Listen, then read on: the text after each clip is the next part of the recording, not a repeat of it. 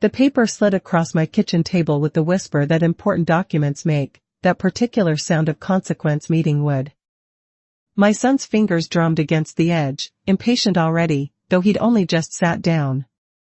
The steam from my teacup rose between us like a question mark, curling and dissipating in the afternoon light that slanted through windows I'd cleaned yesterday morning.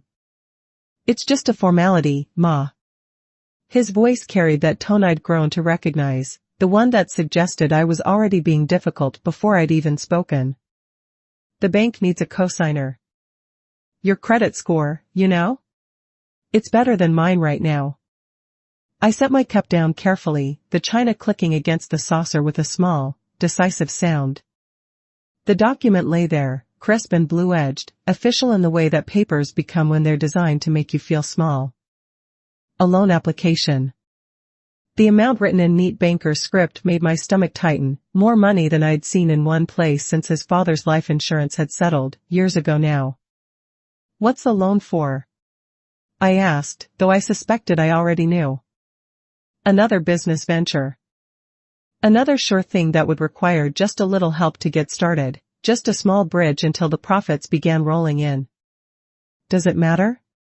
The question came out sharper than he'd intended, and I watched him try to soften it with a smile that didn't quite reach his eyes. "Look, I wouldn't ask if I had another choice. But this opportunity won't wait, and the paperwork needs to be filed by Friday." Friday. 3 days away. I picked up the blue pen he'd placed beside the document, my pen, I realized, the one I used for grocery lists and birthday cards, and felt its familiar weight. How many things had I signed with this pen? Permission slips when he was young. Christmas cards to neighbors. Checks for his school supplies, his soccer cleats, and his first car insurance. The clock on the wall ticked steadily, marking the silence that stretched between us. Outside, Mrs. Chen was tending her marigolds, their orange faces turned toward the sun like small, optimistic prayers. I could see her through the window, her careful movements as she deadheaded the spent blooms, making room for new growth. "Ma?" His voice had taken on that edge again, the one that said my pause was unreasonable, that thinking was a luxury we couldn't afford. "It's not complicated. Just your signature." "But signatures are never simple, are they? Each one carries weight, intention, consequence."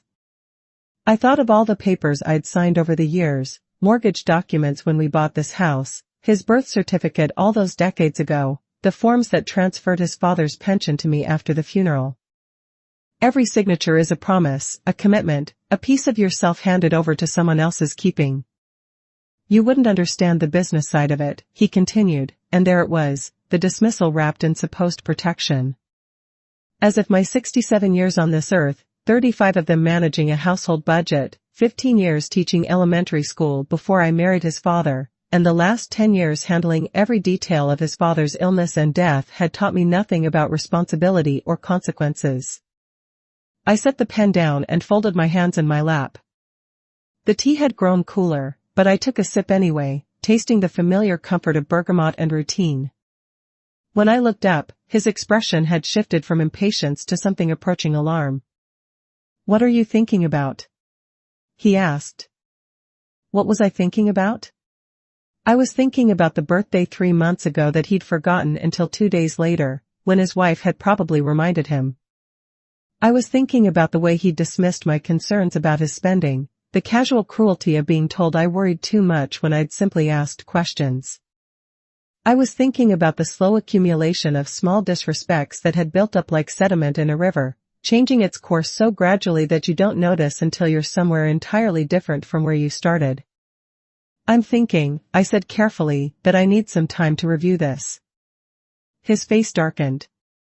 "Time? Ma, I told you, this needs to happen by Friday.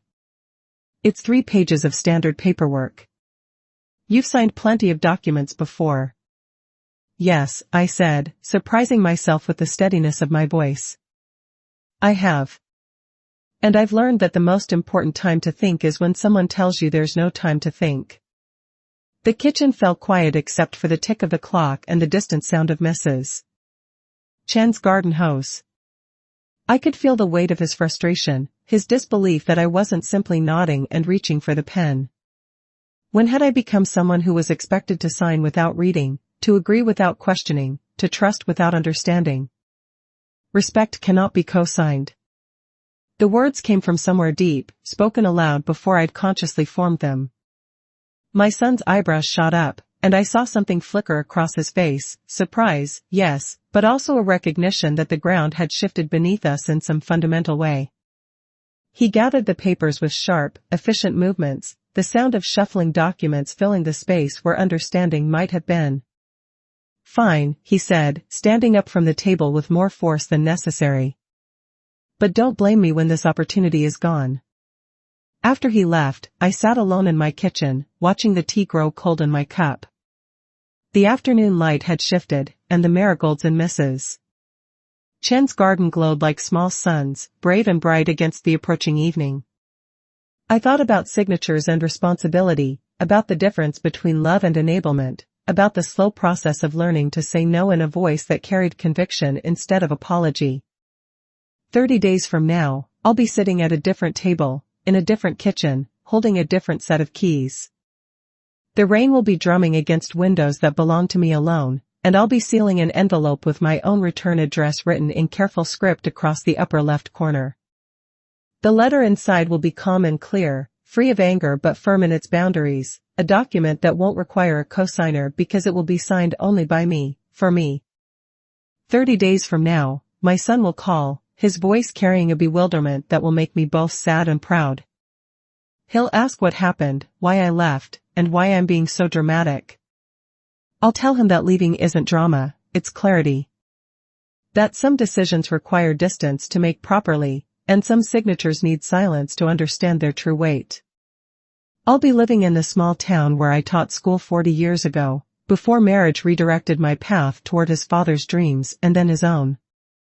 The cottage I'll rent will smell of lavender and old books, and the key will turn with a satisfying click that speaks of locks that keep out what you choose to leave behind, not just what you fear might enter. The papers I'll sign, there will be different, lease agreements and trust documents, library card applications, and voter registration forms. Each signature will carry the weight of choice rather than obligation, of building rather than shoring up someone else's foundation. Every signing carries a meaning. But 30 days feels both impossibly far away and already in motion as I sit here in my kitchen, the afternoon light fading into evening, the sound of Mrs. Chen's garden sprinkler creating a gentle percussion against the silence. Tomorrow, I'll begin the quiet work of understanding my own financial landscape. I'll visit the bank where I've held the same checking account for 22 years and ask questions I should have asked long ago about liability and responsibility, about what protection means and who it serves. Tonight, though, I'll make myself another cup of tea and sit by the window, watching the world continue its quiet business outside. I'll think about boundaries and kindness, about the difference between helping and enabling, about the long journey from that girl who signed her marriage certificate with such hope to this woman who's learning that some of the most important signatures are the ones you choose not to make. The rain that will fall 30 days from now is already gathering in clouds I can't yet see, and the keys to my new life are waiting in a lock I haven't yet found. But the decision, that's happening now, in this kitchen, with this cooling tea and this recognition that respect is not something you can co-sign for, loan against, or inherit from the simple fact of being family. The birthday 3 months ago should have been ordinary.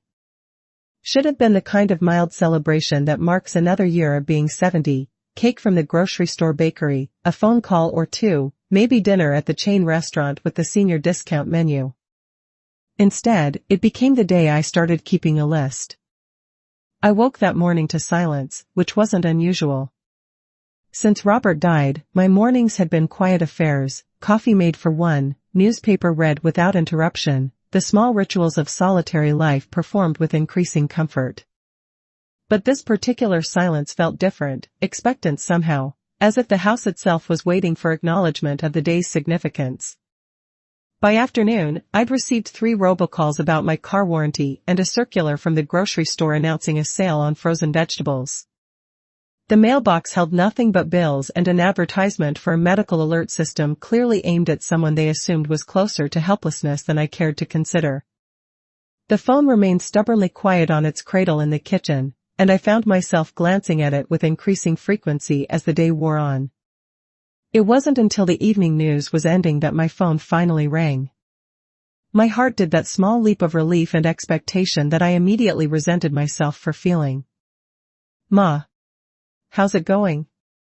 The voice was cheerful, energetic in the way that suggested either genuine happiness or performance. With my son, I'd learned, it was often difficult to tell the difference. "Fine, sweetheart. How are you and Jennifer?" "Great, great. Listen, I can't talk long, we're heading out to dinner with some clients, you know how it is. But I wanted to check in." I waited for the acknowledgement of the day, the happy birthday that would make this ordinary instead of significant. The silence stretched just long enough to become awkward. "Well," I said finally, "thank you for calling." "Of course. Hey, before I forget, Jennifer wants to know if you still have that good china set, the one with the blue flowers? We're thinking about hosting some dinner parties, and she thought maybe you might let us borrow it." The china. My wedding china, with its delicate blue roses and gold trim, was the set I'd chosen so carefully 42 years ago and used for every special occasion since. The plates that had held birthday cakes and holiday dinners, graduation celebrations, and anniversary meals. The china that sat in my dining room cabinet, waiting for occasions that seemed to come less frequently as the years passed. "It's Spode," I said, an automatic response. "Your father and I saved for months to buy it." "Right, exactly. So you're not really using it anymore, right? I mean, it's just sitting there." Just sitting there. As if objects lose their meaning when they're not actively employed, as if the memories held in their patterns and the care taken in their preservation counted for nothing. I thought of all the times I'd carefully washed each piece by hand, the way I'd wrapped them in tissue paper after every use, the small pride I'd felt in owning something beautiful that would last.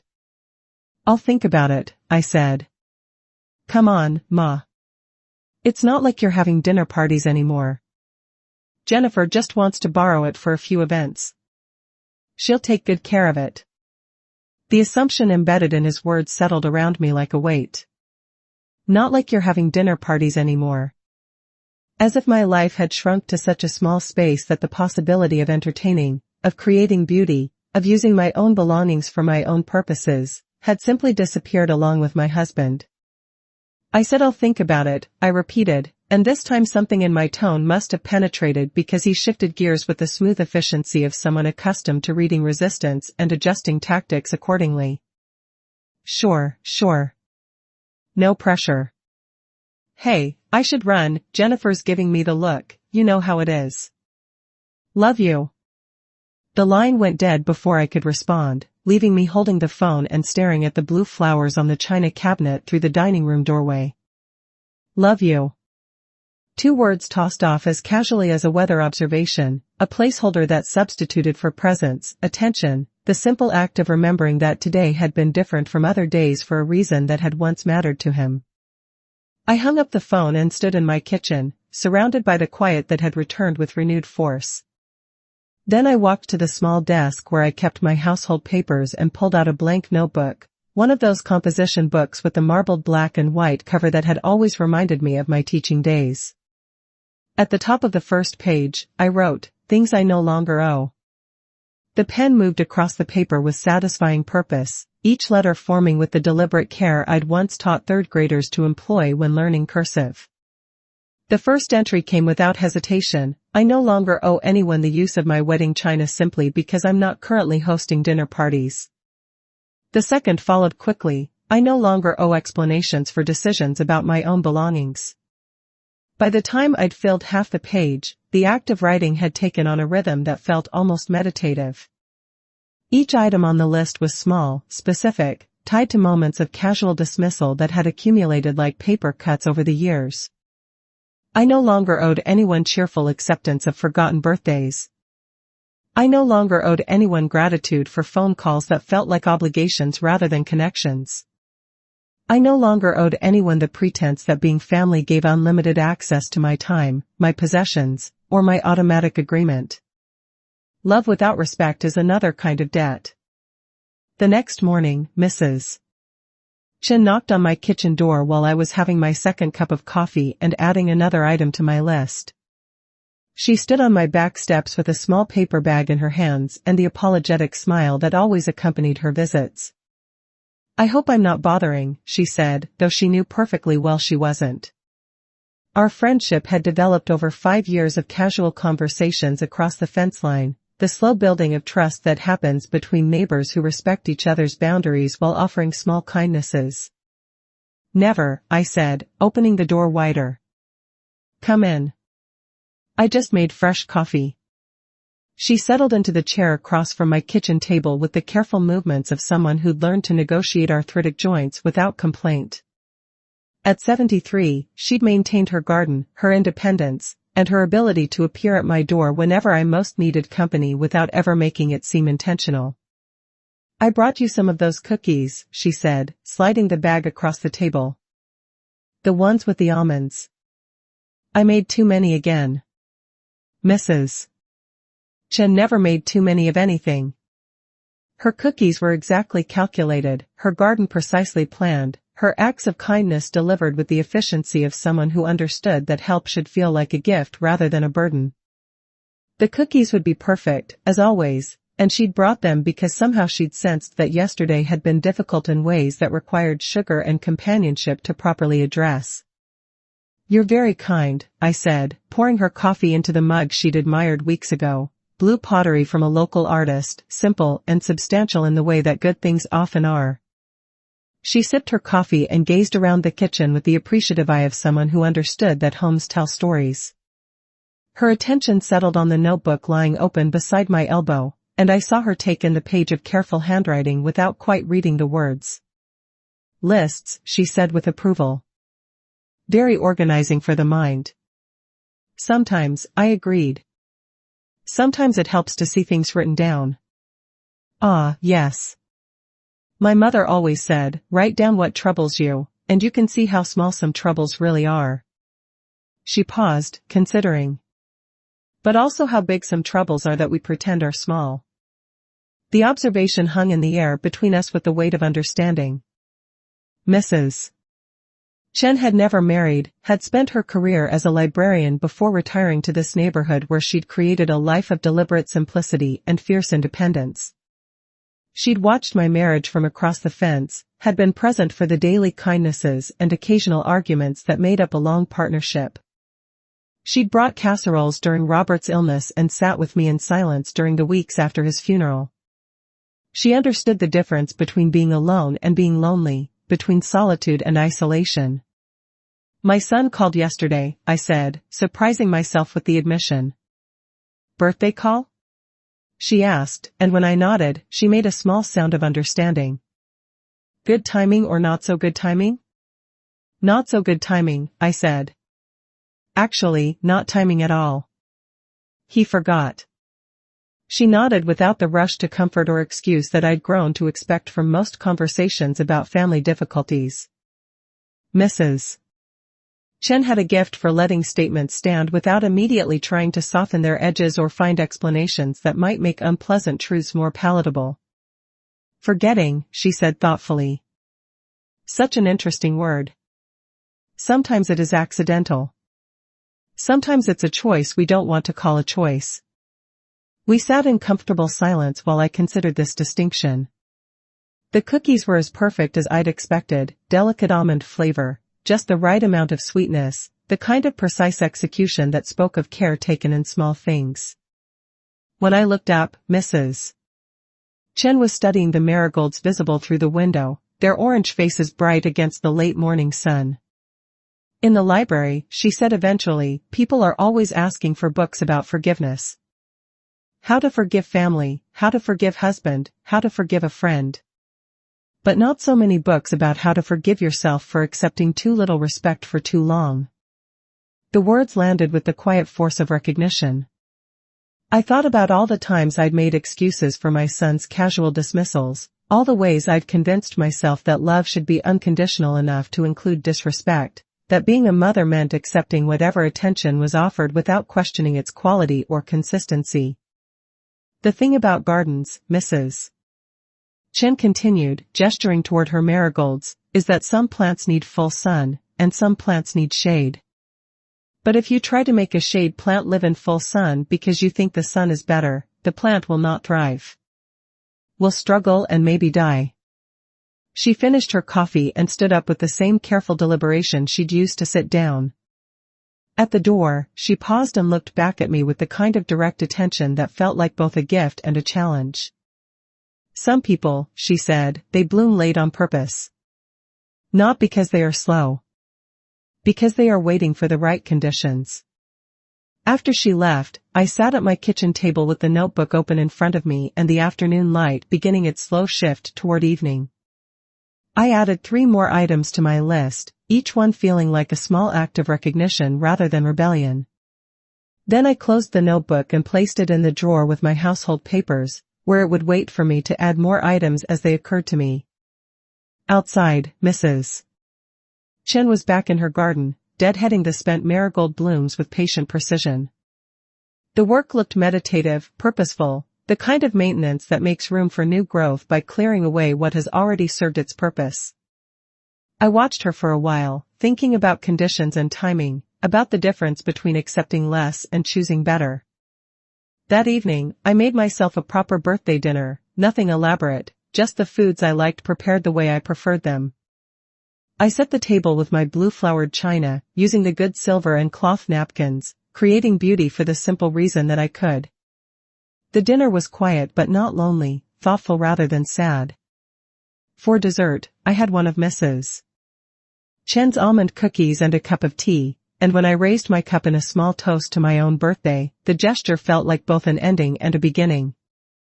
The bank smelled of lemon oil and old paper, with that particular institutional air conditioning that made me grateful for the cardigan I'd brought despite the warm October afternoon.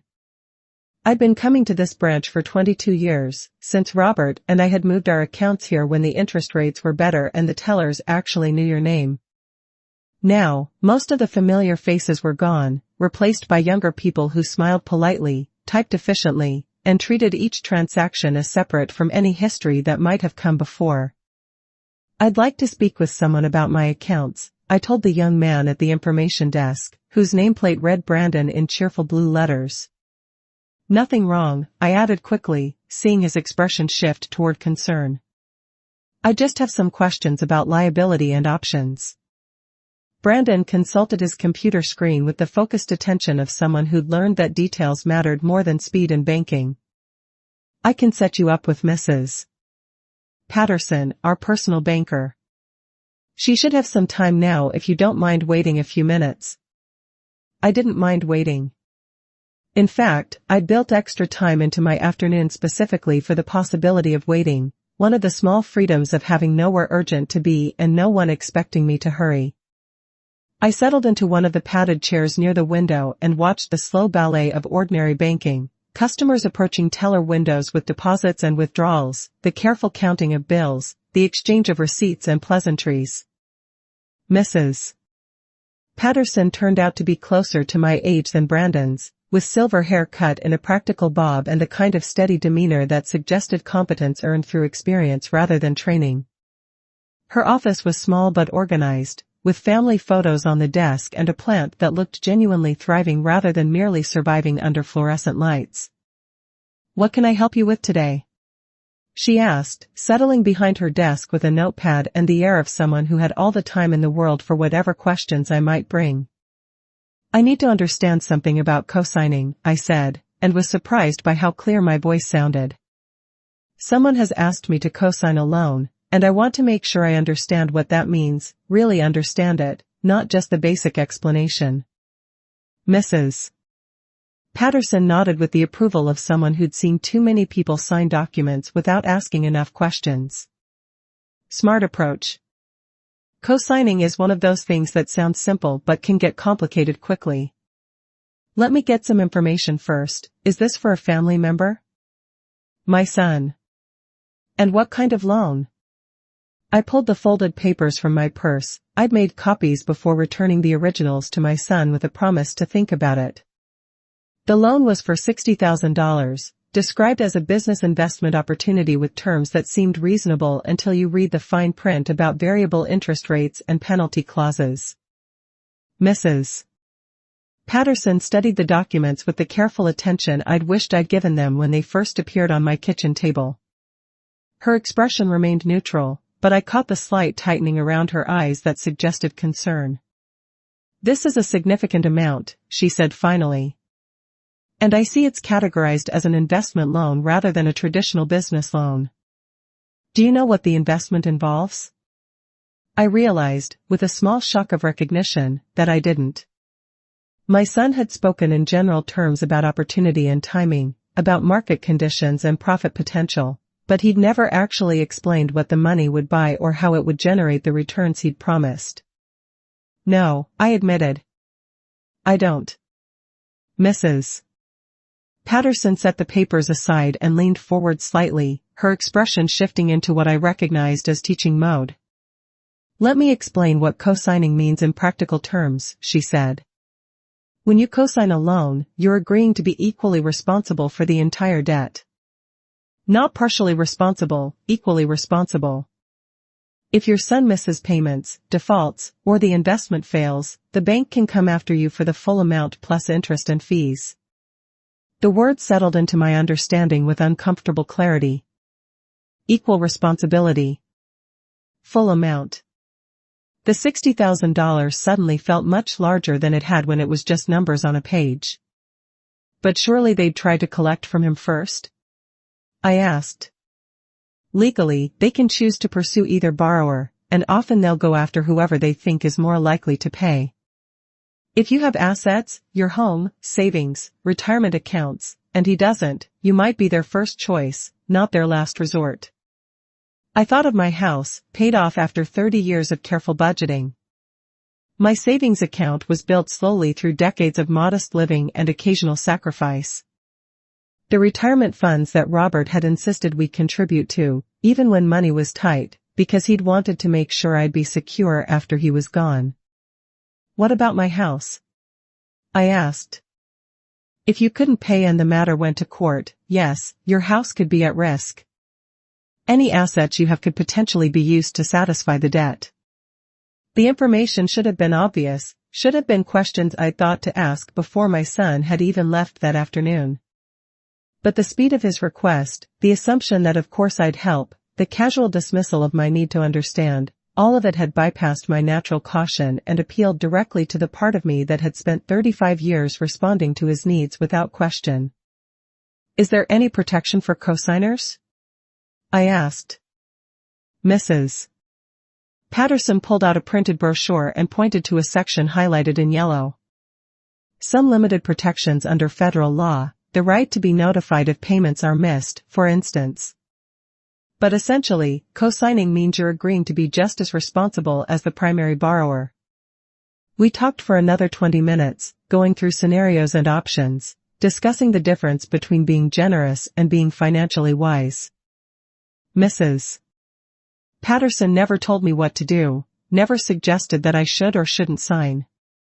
Instead, she made sure I understood exactly what I'd be agreeing to if I decided to help my son. One more thing, she said as I gathered the papers to leave. You mentioned you have some savings and retirement funds. Have you considered whether there are ways to help that don't put your own security at risk? A smaller gift rather than a large loan obligation, for instance, or helping in ways that don't involve borrowed money? Walking to my car afterward, I felt the weight of knowledge in a way that was both uncomfortable and empowering. The afternoon sun was warm on my face, and I realized I was in no hurry to get home.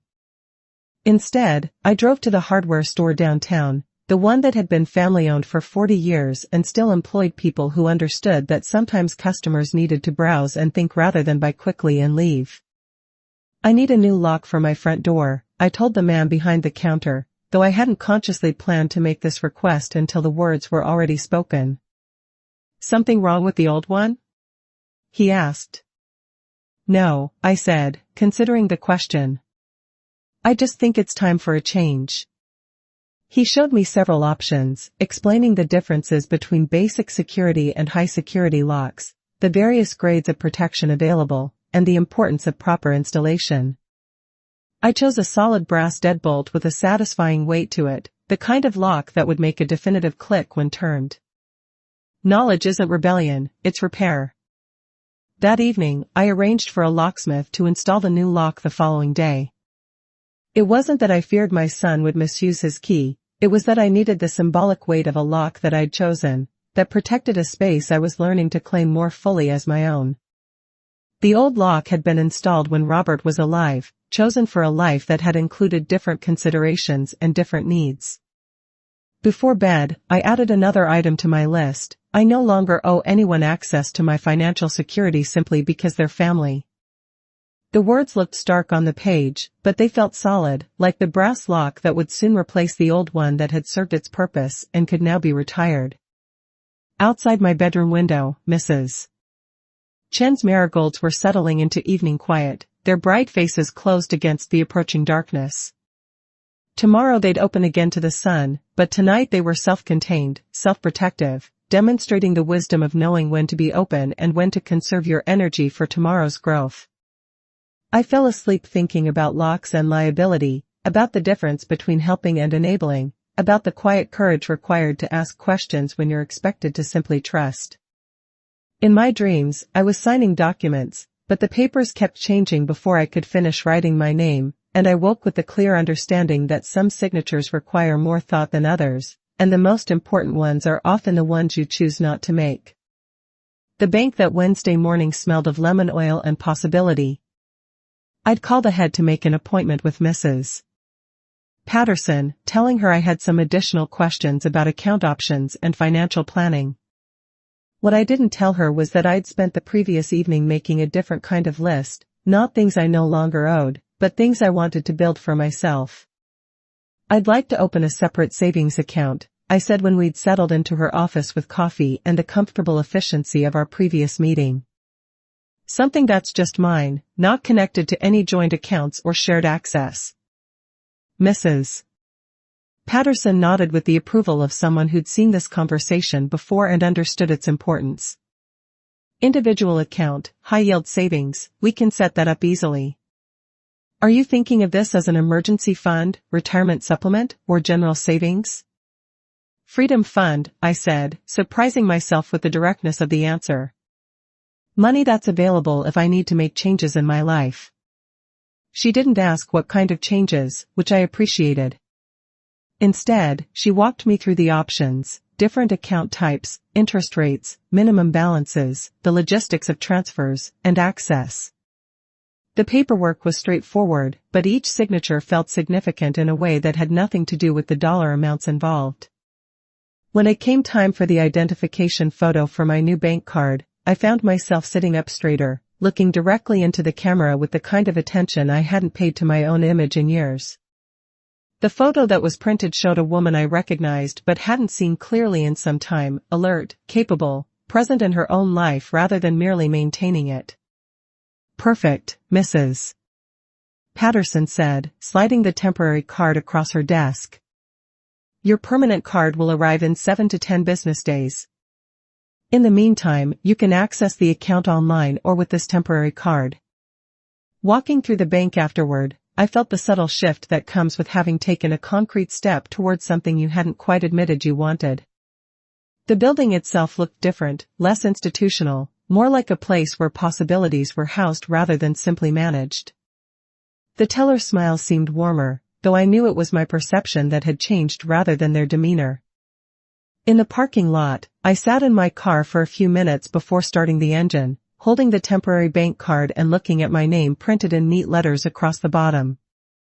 Such a small thing, really, a piece of plastic with magnetic stripes and security features. But it represented something larger, the quiet rebellion of a woman who'd spent decades managing other people's needs and was finally learning to tend her own. The drive home took me past the elementary school where I'd taught for 15 years before marriage redirected my path. The building looked smaller than I remembered, but but the playground was full of children whose laughter carried across the afternoon air with the same joy I'd witnessed thousands of times before. I pulled into the parking lot and sat watching them for a few minutes, remembering the satisfaction of seeing understanding dawn in a child's eyes, the way a well-structured lesson could build confidence along with knowledge. Teaching had required patience, creativity, and the ability to see potential in people who hadn't yet discovered it in themselves. I'd been good at it, had loved the daily challenge of making learning feel like discovery rather than duty. When Robert and I married, the decision to leave teaching seemed practical. His career was advancing, we wanted children, and the logistics of two demanding jobs felt overwhelming at the time. But watching these children play, I found myself wondering what other paths might have opened if I'd made different choices, or if I'd been better at creating space for multiple possibilities to coexist. My phone rang as I was pulling back onto the main road, and I glanced at the caller ID with the kind of instinctive tension that comes from recognizing patterns of contact. My son's name appeared on the screen, and I felt my stomach tighten in anticipation of a conversation I wasn't ready to have. "Hi, sweetheart," I answered, keeping my voice neutral. "Ma, what the hell is going on?" The anger in his voice was immediate, undisguised. "I went to the bank today to ask about the loan application, and they said you'd been asking questions about co-signing. Are you checking up on me?"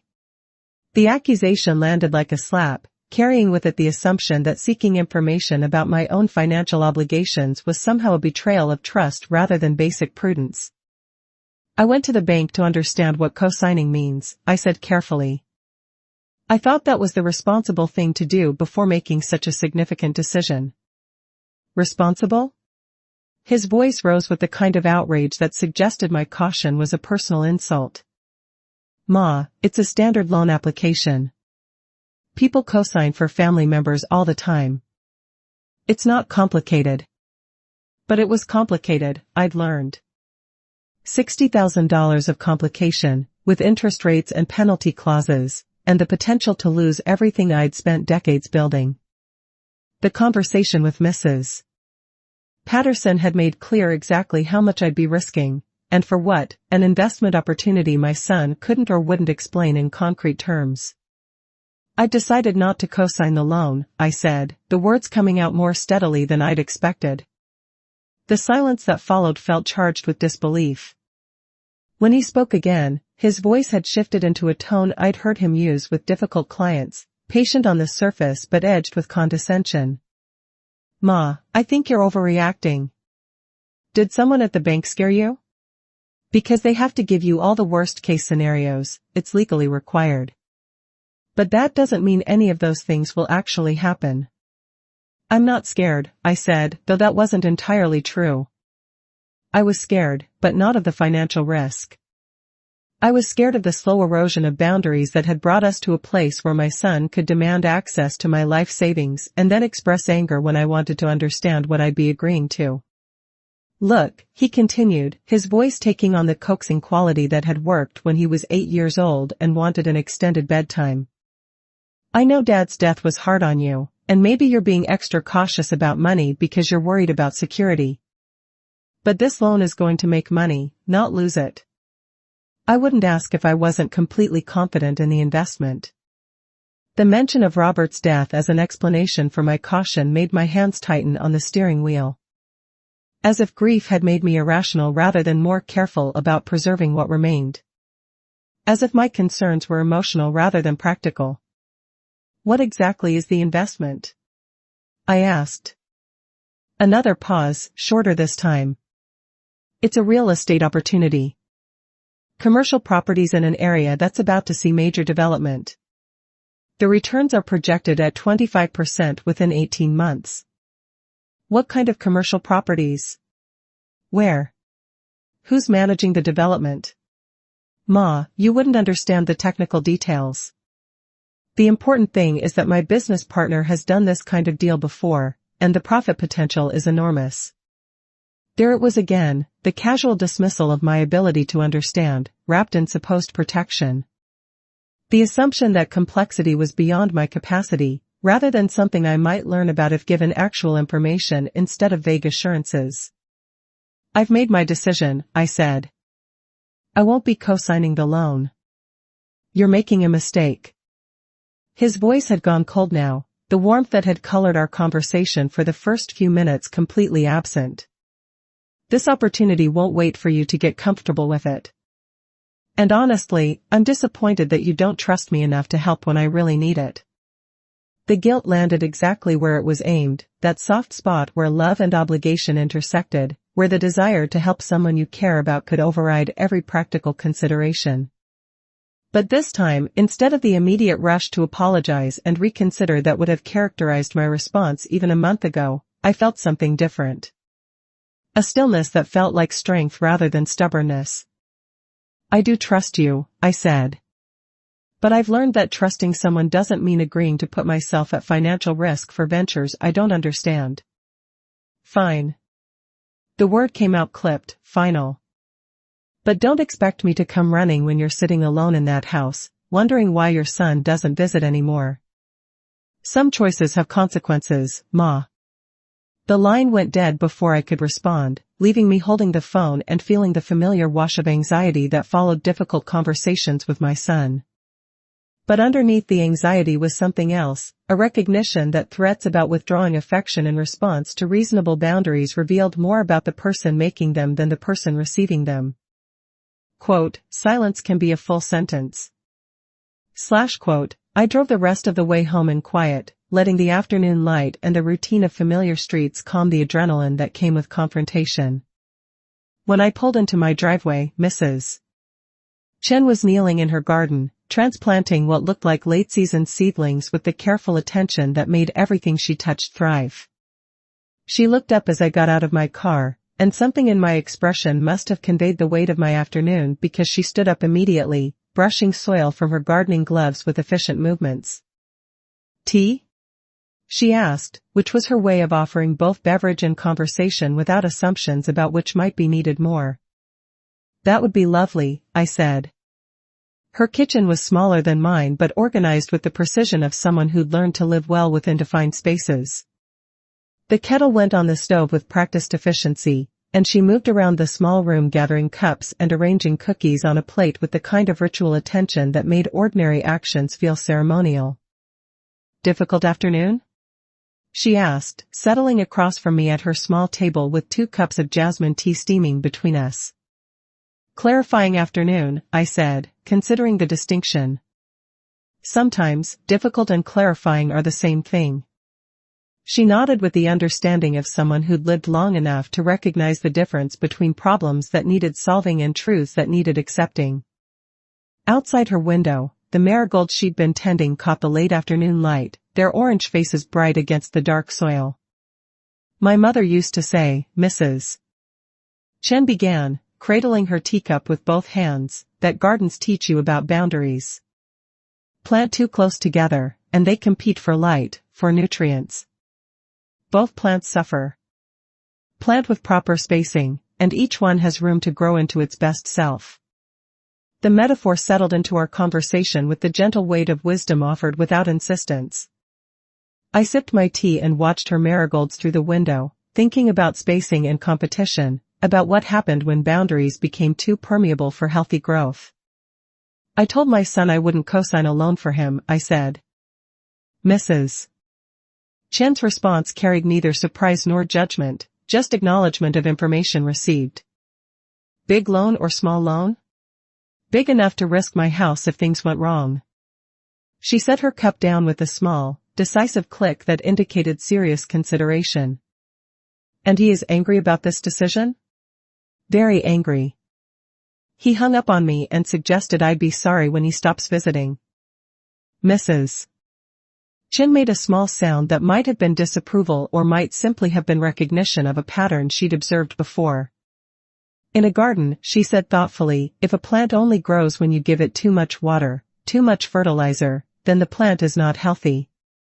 Is dependent. Sometimes, for a plant to become strong, you must let it learn to find its own nutrients. We sat in comfortable silence while I absorbed this perspective.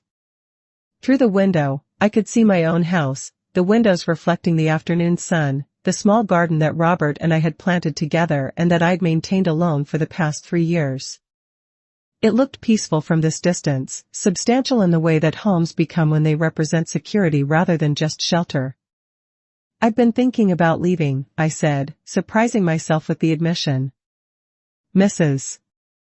Chen's eyebrows raised slightly, but her expression remained thoughtful rather than shocked. "Leaving the house?" "Leaving town. There's a small place about 2 hours north where I used to teach, before I got married. I've been thinking about renting a cottage there, at least for a while." "Running away or moving toward?" she asked. It was the kind of question that cut straight to the heart of motivation, requiring honesty about whether retreat was driven by fear or by recognition of what you actually wanted. I thought about it while finishing my tea, considering the difference between escaping problems and choosing different circumstances in which to address them. "Moving toward," I said finally. "I think I need some distance to figure out who I am when I'm not constantly managing other people's expectations." Mrs. Chen nodded with the approval of someone who understood the value of strategic solitude. "Distance can be very clarifying," she said. "Like standing back from painting to see the whole picture instead of just brushstrokes." She walked me to her front door as the sun was beginning its descent toward evening, the light taking on that golden quality that made ordinary suburban streets look almost pastoral. At the door, she paused and looked at me with the kind of direct attention that felt like both assessment and encouragement. "You know," she said, "some people think courage is a dramatic thing, big gestures, loud voices. But sometimes courage is a quiet thing. Is a woman deciding she deserves respect, even from family? Is a person choosing to plant a garden in new soil because old soil has become too depleted for healthy growth?" That evening, I made myself a simple dinner and ate it by the window, watching the light fade from Mrs. Chen's marigolds and thinking about soil depletion and strategic distance. After cleaning up, I went to my computer and began researching rental properties in the small town where I'd taught 40 years ago. The internet made such searches possible in ways that would have required days of phone calls and letter writing when I was younger, and I found myself grateful for technology that made independence more accessible. The town had grown some but remained essentially the same: tree-lined streets, a downtown area anchored by independently owned shops, the kind of community where people still knew their neighbors' names, and the local newspaper reported on school board meetings and volunteer fire department fundraisers. The rental listings showed cottages and small houses available for monthly rates that would fit comfortably within my budget, especially if I rented out my current house rather than selling it. By bedtime, I'd bookmarked 3 properties that looked promising and had started a mental list of what I'd need to arrange for an extended stay away from home. The planning felt energizing rather than overwhelming, the way good decisions often do once you stop fighting them and start implementing them. I fell asleep thinking about new keys and morning light in unfamiliar windows, about the possibility of waking up somewhere that held no history of accumulated disappointments or expectations I'd outgrown. In my dreams, I was driving north on roads that grew increasingly rural as they carried me toward a version of myself I'd never had the opportunity to discover. The train ticket was tucked into my purse along with the cottage rental agreement and a small notebook where I'd been recording the practical details of temporary relocation. 3 weeks had passed since my conversation with Mrs. Chen, 3 weeks of quiet preparation that had felt like the most purposeful time I'd spent in years. The house was ready for my absence, mail forwarded, utilities transferred to minimal service, arrangements made with a property management company to handle any issues that might arise. I'd donated bags of clothing to the local charity shop, packed 1 suitcase with essentials, and boxed up the few personal items that felt necessary for creating a home in a new space. The blue-flowered china was staying here, but I'd packed the teacups that Mrs. Chen had admired, along with my favorite books and the small framed photo of Robert that usually sat on my bedside table. Mrs. Chen had helped me load the car that morning, her movements efficient despite the emotion I'd caught flickering across her face when she thought I wasn't looking. We'd become friends over 5 years of casual conversations, and the prospect of an empty house next door clearly represented more loss than either of us had anticipated when I'd first mentioned the possibility of leaving. You have my address, I said as we stood beside my packed car in the driveway. And my phone number. Letters are nice, but don't feel obligated. Letters are not an obligation, she said with the slight smile that had characterized most of our interactions. Letters are gifts we give ourselves by taking time to think clearly before speaking. The train station was busier than I'd expected for a Thursday afternoon, filled with travelers whose purposes I could only guess at from their luggage and expressions. Business trips, family visits, vacations, the ordinary movements of people whose lives required regular transportation between one place and another. I'd bought a coach ticket for the 2-hour journey, preferring the window seat and relative anonymity of train travel to the isolation of driving alone. As the train pulled away from the platform, I watched the familiar landscape of my neighborhood disappear behind trees and buildings, replaced gradually by countryside that grew more rural with each mile. The rhythm of the rails created a meditative backdrop for the kind of extended thinking that was difficult to achieve in the midst of daily routines and familiar environments. I thought about my son, who hadn't called since our argument 3 weeks ago. The silence had been painful at first, then worrisome, and finally something approaching relief.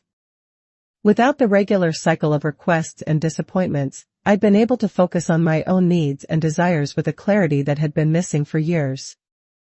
The guilt was still there. What mother doesn't worry when contact with her child is interrupted? But it was balanced now by recognition that some silences create space for better conversations to develop.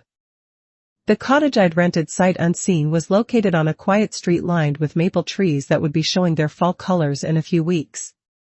The landlord had described it as cozy but functional, 1 bedroom, small kitchen, living room with a fireplace, and a screened porch that faced a backyard garden.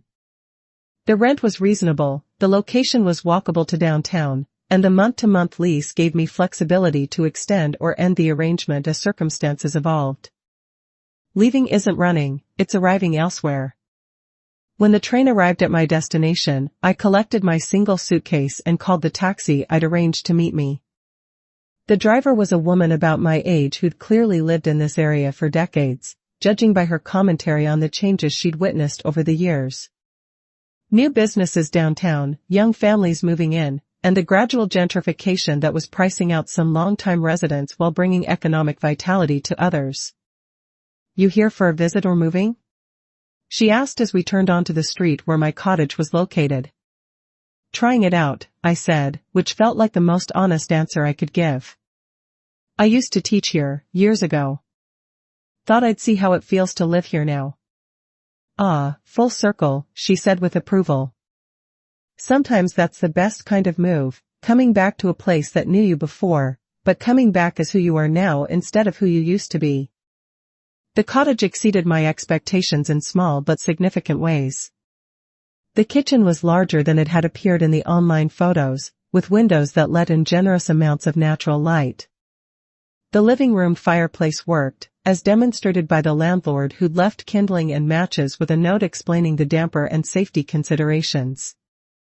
The bedroom was just big enough for the double bed and dresser, but the morning light through east-facing windows would make waking up pleasant rather than jarring.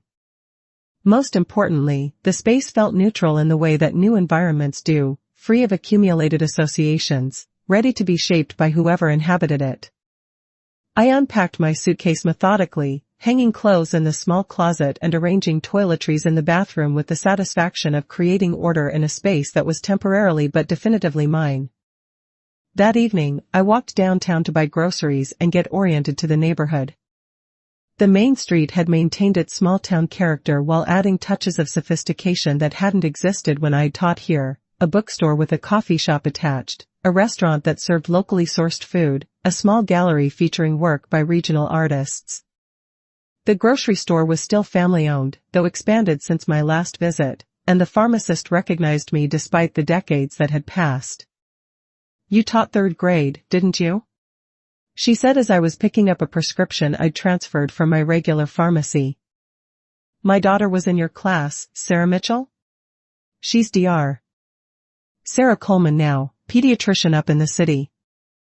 The connection felt like a small gift, a reminder that some of the work I'd done here had mattered in ways that extended far beyond the immediate classroom experience.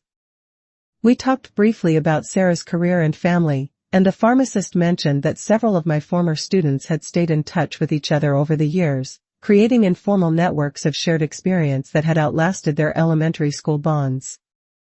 Walking back to the cottage as evening settled over the neighborhood, I felt the particular satisfaction that comes from being in a place where you have history but no current obligations. The people I'd known here had moved on with their lives, creating careers and families that existed independently of any role I'd played in their early education. The connection was real but not demanding, warm without being complicated by ongoing expectations or unresolved conflicts. I spent my first evening in the cottage reading by the fireplace and making lists. Not the kind of list I'd started months ago documenting things I no longer owed, but forward-looking lists of possibilities I wanted to explore. Volunteer opportunities at the local school or library. Adult education classes are offered through the community college. Hiking trails in the nearby state park that I'd never had time to explore when I was teaching full-time and commuting home to Robert each evening. The silence in the cottage was different from the silence in my own house, less weighted with memory, more spacious with potential. When I went to bed that first night, I realized I hadn't checked my phone for messages or worried about what responsibilities tomorrow might bring. For the first time in months, I fell asleep thinking about what I wanted to do rather than what I needed to manage. 2 weeks into my stay at the cottage, I'd established routines that felt both comfortable and energizing. Morning tea on the screened porch while reading the local newspaper. Afternoon walks through neighborhoods I'd never fully explored when I lived here before. Evening cooking experiments in the small kitchen, preparing meals for one person with attention to what I actually wanted to eat rather than what seemed appropriate or expected. The freedom to shape each day according to my own preferences and energy levels had been revelatory. Without the constant background awareness of someone else's needs and schedules, I'd rediscovered interests and inclinations that had been dormant for years. I'd borrowed books from the library that had nothing to do with self-improvement or practical concerns, novels and biographies, poetry collections, and art books. I'd signed up for a watercolor class that met twice a week in the community center basement, joining a group of mostly older women who approached art with enthusiasm rather than expectation of mastery. It was during my third week at the cottage that I finally felt ready to write the letter I'd been composing mentally since my son's angry phone call. The morning was particularly beautiful, with autumn light filtering through the maple trees and the kind of crisp air that made thinking feel clearer and more purposeful. I sat up at the small table in the living room with good paper and my favorite pen, taking time to consider not just what I wanted to say but how I wanted to say it. The letter went through 3 drafts before I was satisfied with its tone, calm but not cold, clear but not harsh, honest without being defensive. I wanted to communicate my position without attacking his, to explain my choices without requiring his approval of them. Dear Michael, I've been in Millbrook for 3 weeks now, staying in a small cottage and rediscovering a place that was important to me long before you were born. The distance has given me perspective on our recent conversation and the decisions I've made about the loan co-signing and other matters. I want you to understand that my choice not to co-sign the loan was not a rejection of you personally, but rather a recognition that I need to make financial decisions based on my own circumstances and comfort level. After speaking with the bank and understanding the full implications of co-signing, I realized that the potential risk to my security was greater than I could responsibly accept. I know this disappointed you, and I'm sorry for that disappointment. But I've learned that protecting my own foundation is not selfishness, it's the responsible thing to do for both of us. I cannot help anyone effectively if I compromise my own stability. I've also been thinking about respect, and how it functions in relationships. I realize that over the years, I may have enabled patterns where my concerns were dismissed and my questions were discouraged. This was not good for either of us. It created a dynamic where you expected compliance rather than conversation, and where I provided automatic agreement rather than thoughtful consideration. Going forward, I want our relationship to be based on mutual respect and genuine communication. This means I'll ask questions when I don't understand something, and I'll make decisions based on what feels right for my circumstances. It also means I hope you'll share more details about your life and plans, trusting me to understand and engage with information rather than simply accept conclusions. Asterisk asterisk I love you, and that love is not conditional on your approval of my choices. I hope that in time, you'll understand that my setting boundaries is not about pulling away from you, but about creating a healthier foundation for our relationship. Asterisk asterisk I've also enclosed a copy of my updated trust documents, which you should review when you have time. Nothing dramatic has changed, but I wanted you to have current information about my wishes and plans. Asterisk love, Mom. I read the letter twice more before sealing it, making sure the tone matched my intentions. Then I walked to the post office downtown, buying stamps and mailing the letter with the same deliberate attention I'd given to writing it. The act of sending it felt significant, not final, but clarifying, like the completion of a necessary task that had required both time and distance to accomplish properly. That afternoon, I also mailed a small package to Mrs. Chen, a collection of postcards featuring local scenes and a small pottery mug I'd found at the Arts Center gift shop. The note I included was brief but warm, expressing gratitude for her friendship and her garden wisdom, and letting her know I was thriving in my temporary environment. The trust documents I'd mentioned in the letter had been updated the previous week, during a visit to a local attorney who specialized in estate planning. The changes were modest but meaningful, clearer instructions about my wishes, better organization of assets, and some adjustments that reflected my current understanding of what mattered most to me. Most significantly, I'd added provisions for charitable giving that reflected interests I developed or rediscovered during my time away from home. Forgiveness can wear steel underneath lace. The lawyer had been thorough and patient, explaining each section and making sure I understood the implications of every decision. Unlike my experience at the bank when my son had first presented the loan documents, this time I'd asked every question that occurred to me and had taken time to consider options before making choices. The contrast between feeling pressured to sign quickly and feeling supported to understand completely was stark and illuminating. A week after mailing the letter, my phone rang during my morning tea ritual on the screened porch. My son's name appeared on the caller ID, and I let it ring twice more while I collected my thoughts and prepared for whatever tone this conversation might take. "Hi, sweetheart," I answered, keeping my voice neutral but warm. His voice was quieter than I'd expected, less angry than confused. "I got your letter." "Good. I wanted you to understand my perspective on things." "I read it twice," he said, and I could hear something that might have been genuine consideration in his tone. "I guess I didn't realize how the whole loan thing looked from your side." The admission was small but significant, the first acknowledgement I could remember receiving that my perspective might be valid even when it differed from his own. "I appreciate you saying that," I said.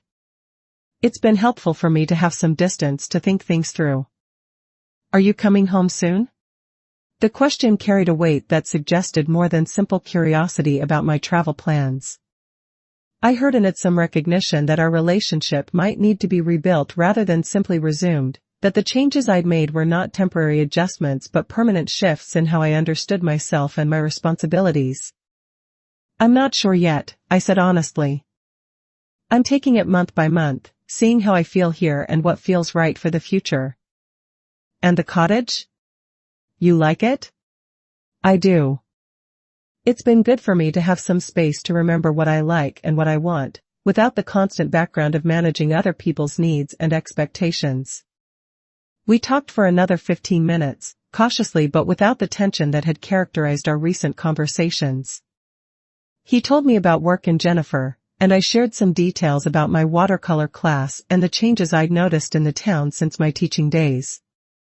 The conversation felt like the beginning of something different rather than the continuation of old patterns, more respectful, more curious, less laden with assumptions about what each of us owed the other. After we hung up, I sat on the porch for a long time, watching the morning light shift through the maple trees and thinking about forgiveness and boundaries, about the difference between loving someone and enabling their worst impulses. The conversation had gone better than I dared to hope, but I knew that single conversations don't reshape relationships that have developed problematic patterns over years or decades. Still, it felt like a beginning. A recognition that respect could be learned and boundaries could be negotiated, that love didn't require the sacrifice of self-protection or the abandonment of personal judgment. For the first time in months, I felt hopeful about the possibility of a relationship with my son that honored both his autonomy and my own. That evening, I made myself a celebration dinner, nothing elaborate, just foods I particularly enjoyed prepared with attention to flavor and presentation. I set the small table with the teacups I'd brought from home and lit a candle I'd bought at the local shop, creating a ceremony around the simple act of nourishing myself well. As I ate, I thought about the letter I'd written and the conversation that had followed, about the slow process of teaching people how to treat you by demonstrating how you expect to be treated. The work wasn't finished, might never be finished, but it had begun in earnest, and that felt like enough for now. The rain began just as I finished washing the dinner dishes, a gentle autumn shower that drummed against the cottage windows with the kind of rhythm that makes indoor spaces feel especially cozy and secure. I made myself a cup of tea and settled into the chair by the fireplace, listening to the rain and thinking about all the evenings ahead when I could choose exactly this kind of quiet satisfaction without needing to justify or explain it to anyone. The cottage had become more than a temporary shelter. It had become a laboratory for discovering what I actually wanted my life to look like, freed from the accumulated expectations and obligations that had shaped my choices for so many years. Some of those expectations had been valid and valuable, but others had been simply habitual, patterns I'd continued because changing them required more energy or courage than I'd felt capable of mustering. Now, with distance and time to think clearly, I could see the difference between the responsibilities I chose and those I'd simply accepted by default. The clarity was both liberating and slightly overwhelming. Having choices requires making decisions, and making decisions requires accepting responsibility for their consequences. But it was a responsibility chosen rather than assumed, and that made all the difference in how it felt to carry it. Quote, "Some goodbyes are simply signatures on freedom." Quote, as the rain continued its gentle percussion against the windows, I opened my notebook and began a new list, not things I no longer owed or things I wanted to build, but simply things I knew for certain about myself now that I was living alone with my own thoughts and preferences. The list grew slowly but steadily. I prefer morning tea to morning coffee, and I like to drink it slowly while reading rather than quickly while preparing for the day ahead. I enjoy cooking for one person when it means paying attention to what I actually want to eat rather than what seems appropriate or expected. I like houses that smell like whatever I'm cooking or reading or thinking about, rather than houses that maintain neutral air for the comfort of people who might disapprove of evidence that someone actually lives there. I need friends who ask questions and offer opinions, not just support and agreement. I want relationships that include space for disagreement and negotiation, not just harmony maintained through one person's constant accommodation. I prefer to make financial decisions based on careful consideration rather than time pressure or emotional appeals. I like having conversations that include pauses for thinking, rather than exchanges that prioritize quick responses over thoughtful ones. The list felt like a small act of self-documentation, a record of preferences and insights that might be useful in making future decisions about how and where to live. Some of the items seemed obvious in retrospect, but they'd been invisible to me when I was constantly adjusting my own needs to accommodate someone else's expectations or schedule. By the time I was ready for bed, the rain had settled into the steady rhythm that promised to continue through the night. I opened the bedroom window a few inches to let in the sound and the fresh air, then settled under blankets that smelled like the lavender soap I'd chosen at the local shop. The cottage held the kind of comfortable quiet that comes when you're alone by choice rather than by default, when solitude feels like freedom rather than abandonment.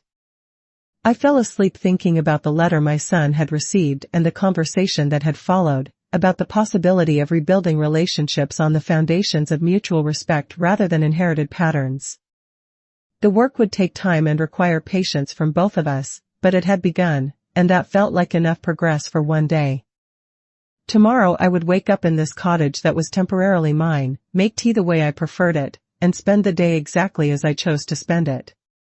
The freedom was small and practical and completely sufficient, not the dramatic liberation of movies or novels, but the quiet satisfaction of living according to your own judgment rather than someone else's expectations. Some signatures, I'd learned, were about agreeing to other people's terms. But the most important ones were about claiming the authority to set your own. The morning light filtered through the cottage windows with the gentle insistence of a new day that required nothing from me except presence. I made my tea and settled on the screened porch with the local newspaper, a ritual that had become both anchor and pleasure during my weeks here. The air carried the fresh scent of last night's rain mixed with the earthy smell of leaves beginning their autumn transformation. Mrs. Chen's letter had arrived yesterday, written in the careful handwriting I'd learned to recognize and appreciate. She'd thanked me for the pottery mug and postcards, shared news about the neighborhood, the Hendersons' new baby, Mr. Garcia's successful surgery, the ongoing drama about parking regulations at the community center. But the heart of her letter had been a single paragraph that I'd read several times since opening it. Your garden in front yard is doing well without you, but I think it is ready for new planting in spring. Sometimes soil needs rest before it can support new growth. But when you are ready to plant again, earth will be ready to help things bloom. The metaphor was gentle but clear, an acknowledgement that some kinds of growth require temporary abandonment of familiar ground, and that the time away wasn't a permanent retreat but necessary preparation for whatever came next. The wisdom was characteristically Mrs. Chen, practical, patient, and focused on cycles rather than linear progress. I'd been here 6 weeks now, and the cottage had settled around me like a comfortable coat, shaped by my daily routines and preferences. The walls held the scent of the meals I'd cooked and the books I'd been reading. The furniture had adjusted to my height and habits. The space felt inhabited rather than merely occupied, and I'd begun to understand the difference between house and home in ways that hadn't occurred to me when I'd lived in the same place for decades. The rental agreement was month to month, giving me flexibility to extend my stay or return home as circumstances evolved. But increasingly, I found myself thinking not about when to leave but about what kind of life I wanted to build here if I decided to stay longer. The thought was both exciting and intimidating. At 67, was it too late to relocate permanently? Or was it exactly the right time to make choices based on what felt meaningful rather than what seemed safe or expected? My morning walk took me past the elementary school where I'd taught 40 years ago. Classes were in session, and I could see children in the playground, their voices carrying across the autumn air with the same joy and energy I remembered from my own teaching days. The building had been updated and expanded, but the essential character remained, a place where learning happened through patience and encouragement, where small minds were treated with the respect they needed to grow into larger understanding. On impulse, I stopped at the main office and asked to speak with the principal. The secretary recognized my name when I introduced myself and mentioned my years teaching here, and her face lit up with the kind of welcome that made me feel suddenly at home in a way I hadn't expected. "We have several teachers who would love to meet you," she said, picking up the phone to call the principal. "Rodriguez has been here for 15 years, and she's always interested in hearing from former faculty about how things used to be." Principal Rodriguez turned out to be a woman about my son's age, with the kind of calm competence that good educational leadership requires. She invited me into her office and listened with genuine interest as I explained my connection to the school and my current stay in town. "We always need substitute teachers," she said when I mentioned that I'd been thinking about ways to stay involved in education. "And we have a volunteer reading program that's chronically understaffed. Would either of those interest you?" The possibility hadn't occurred to me, but it settled into my thinking with the rightness of an idea whose time had arrived. Substitute teaching would give me flexibility and variety, a way to contribute to education without the full-time commitment that had made my previous teaching career difficult to balance with family obligations. The volunteer reading program would let me work directly with children who needed extra support, using skills I'd developed over 15 years in the classroom. "I'd like to learn more about both opportunities," I said. We talked for another 20 minutes about requirements and procedures, about the current challenges facing elementary education, and the ways that experienced teachers could contribute even without full-time commitment. Principal Rodriguez gave me application materials for substitute teaching and introduced me to the reading program coordinator, a young teacher whose enthusiasm reminded me of my own early years in education. Walking back to the cottage afterward, I felt the particular satisfaction that comes from discovering that dormant skills might still have value, that experience gained decades ago could be relevant to current needs. The possibility of returning to education, even part-time, felt like a homecoming I hadn't realized I'd been seeking. That afternoon, I called my son to update him on my plans to extend my stay in Millbrook. The conversation was easier than our recent exchanges, marked by genuine curiosity rather than tension or judgment. "You sound happy, Ma," he said after I'd described the substitute teaching opportunity and my growing attachment to the cottage and community. "I am happy," I said, surprised by how easily the admission came. I'd forgotten what it felt like to make choices based on what I wanted rather than what seemed expected or necessary. "And you think you might stay there permanently?" "I'm not sure yet. But I'm open to the possibility in a way I wouldn't have been 6 months ago." We talked about practical matters, the house back home, mail forwarding, and the logistics of extended absence. He offered to check on things periodically and handle any issues that might arise with the property management company. The offer felt genuine rather than obligatory, and I accepted it with gratitude that wasn't complicated by resentment or suspicion. "I've been thinking about what you wrote in your letter," he said as our conversation was winding down. "About respect and communication. I think maybe I got used to treating you like you didn't understand things that you actually understand perfectly well." The acknowledgement was more direct than I'd expected, and it landed with the weight of genuine recognition rather than mere politeness. "I appreciate you saying that," I said. "I think I got used to accepting that treatment because it seemed easier than insisting on better. Maybe we can both do better going forward." "I'd like that." After we hung up, I sat on the cottage porch with a cup of afternoon tea, watching the light change through the maple trees and thinking about the small miracles of honest conversation and mutual recognition. The relationship with my son wasn't healed, that would take time and consistent effort from both of us, but it had begun moving towards something healthier, more respectful, more genuinely connected. The evening brought a phone call from Mrs. Chen, our first actual conversation since I'd left.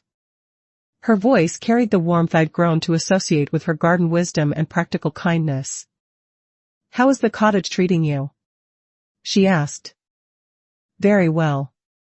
I think I'm treating it well, too." She laughed, a sound that carried across the distance between us like a small gift. A good relationship needs good treatment from both sides. We talked about her garden's preparation for winter, the neighborhood news, and the small changes that had occurred during my absence. But mostly we talked about the larger questions, what it meant to start over at our age, whether courage was something you developed or discovered, how to know when temporary exploration was ready to become permanent commitment. "In China, Mrs. Chen said toward the end of our conversation, we have a saying, the best time to plant a tree was 20 years ago. Second best time is now. Maybe the same is true for planting new life." The wisdom settled into my understanding like a seed planted in well-prepared soil. I'd spent decades tending other people's gardens, and now I was learning what it felt like to plant something designed to serve my own growth and satisfaction. The work was different but not more difficult, it just required different tools and different expectations about what constituted success. That night, I made myself the kind of dinner I'd grown to love during my time at the cottage, simple but thoughtful, prepared with attention to what I actually wanted to eat rather than what seemed appropriate or expected. I set the table with my good teacups and lit a candle, creating a ceremony around the ordinary act of nourishing myself well. As I ate, I thought about Mrs. Chen's tree metaphor and the substitute teaching application I'd filled out that afternoon. Both felt like ways of planting something that might grow into ongoing satisfaction and contribution, roots put down in soil that felt ready to support whatever I wanted to cultivate. The rain that had been threatening all day finally began as I was cleaning up, a gentle autumn shower that reminded me of my first evening at the cottage and all the quiet revelations that had accumulated since then. I made myself a final cup of tea and settled by the fireplace, listening to the rain and thinking about signatures and choices, about the difference between ending one chapter and beginning another. Tomorrow, I will submit my substitute teaching application and schedule training for the volunteer reading program. I would continue the daily routines that had become anchors for this new version of myself: morning tea on the porch, afternoon walks through neighborhoods that were becoming familiar, evening reading by the fireplace. I would wake up in this cottage that was temporarily mine and spend the day exactly as I chose to spend it, guided by preferences I was still discovering and priorities I was still learning to honor. The freedom was quiet and practical and completely sufficient. Not the dramatic liberation of novels or movies, but the steady satisfaction of living according to my own judgment rather than someone else's expectations. Some goodbyes, I'd learned, were simply signatures on freedom, documents that released you from obligations you'd outgrown and permissions you no longer needed to request. The pen I'd used to sign the cottage lease agreement sat on the small table beside my chair, the same blue ink that had once seemed so consequential when my son had slid those loan documents across my kitchen table. Now it represented something different: the authority to create rather than merely respond, to choose rather than simply accept, to plant new gardens in soil that was ready to support whatever I decided to grow. Outside, the rain continued its gentle percussion against the cottage windows, and the world carried on its quiet business of seasons changing and possibilities shifting. Inside, I was warm and safe and contentedly alone, drinking tea that tasted exactly the way I preferred it and thinking about tomorrow's small freedoms and next month's larger choices. Some signatures, I'd discovered, were about agreeing to other people's terms. But the most important ones were about claiming the authority to set your own. And sometimes, the most powerful signature of all was the one you chose not to make: the loan agreement left unsigned, the expectation left unmet, the demand for automatic compliance left unanswered except by the simple, radical act of saying no. I fell asleep that night to the sound of rain and the satisfaction of choices made deliberately rather than defensively, of boundaries maintained through clarity rather than conflict, of love expressed through respect rather than compliance. The cottage held me like a promise kept to myself, and tomorrow would bring another day of discovering what it meant to live according to my own understanding of what mattered most. The signature I'd refused to give had become the signature I'd given to myself: permission to live according to my own judgment, authorization to build something that served my own growth, consent to treat my own needs and preferences as worthy of consideration and protection. Some goodbyes, I'd learned, were simply signatures on freedom, and freedom, it turned out, was exactly what I'd been seeking all along.